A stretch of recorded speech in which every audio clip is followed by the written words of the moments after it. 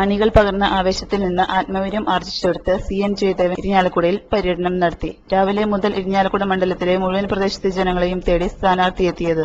കരുവന്നൂർ ബംഗ്ലാവ് പരിസരത്തു നിന്നാണ് LDF സ്ഥാനാർത്ഥിയായ CN Jayadevan vote അഭ്യർത്ഥിച്ചുകൊണ്ടുള്ള പര്യടനം തുടങ്ങിയത്. മാപ്രാണം, പൊർത്തശ്ശേരി, കാർളം, കാട്ടൂർ, താണശ്ശേരി, എടതിരിഞ്ഞി, പടിയൂർ, ഇരിഞ്ഞാലക്കുട, പുല്ലൂർ, ആളൂർ തുടങ്ങിയ മണ്ഡലങ്ങളിലെ നിരവധി പ്രദേശങ്ങളിൽ അഭ്യർത്ഥനാ പൊതുയോഗങ്ങൾക്ക് ശേഷം വൈകിട്ട് കൊമ്പടിഞ്ഞാമാക്കലിൽ പര്യടനം പൂർത്തിയാക്കി.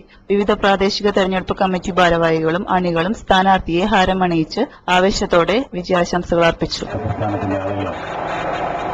ഒരു കാര്യം നിങ്ങളോട് അഭ്യർത്ഥിക്കുന്നത്, നിങ്ങളോടൊപ്പം തന്നെ നിങ്ങളുടെ കുടുംബാംഗങ്ങളെ, ബന്ധുക്കളെ, സുഹൃത്തുക്കളെ, അയൽവാസികളെ ഒക്കെ നമ്മുടെ ചിഹ്നമായ അരിവാൾ ധാന്യക്കതിരടയാളത്തിൽ വോട്ടുകൾ രേഖപ്പെടുത്താൻ വേണ്ടി പ്രേരിപ്പിക്കുകയും തെരഞ്ഞെടുപ്പിൽ നമ്മുടെ വിജയത്തിനു വേണ്ടി പ്രവർത്തിക്കുകയും ചെയ്യണം എന്നാണ്.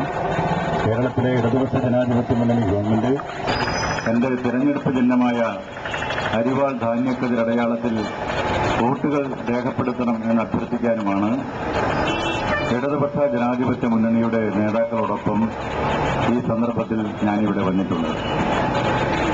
നിങ്ങൾക്കറിയാം, തൃശൂർ ലോക്സഭാ മണ്ഡലം ഇപ്പോൾ ഇരിഞ്ഞാലക്കുട ഉൾപ്പെടെയുള്ള 7 നിയമസഭാ മണ്ഡലങ്ങൾ ചേർന്ന ഒരു വലിയ മണ്ഡലമായി മാറിയിരിക്കുകയാണ്.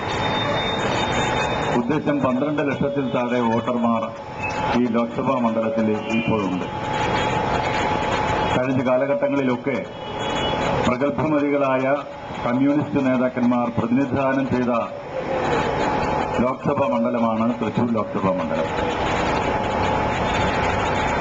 തൃശൂരിലെ ആദ്യത്തെ തൊഴിലാളി സംഘടനയായ ലേബർ ബ്രദർഹുഡിന് രൂപം നൽകിയ സഖാവ് KK വാരിയർ തൃശൂർ ലോക്സഭാ മണ്ഡലത്തെ പ്രതിനിധീകരിച്ച അംഗമായിരുന്നു.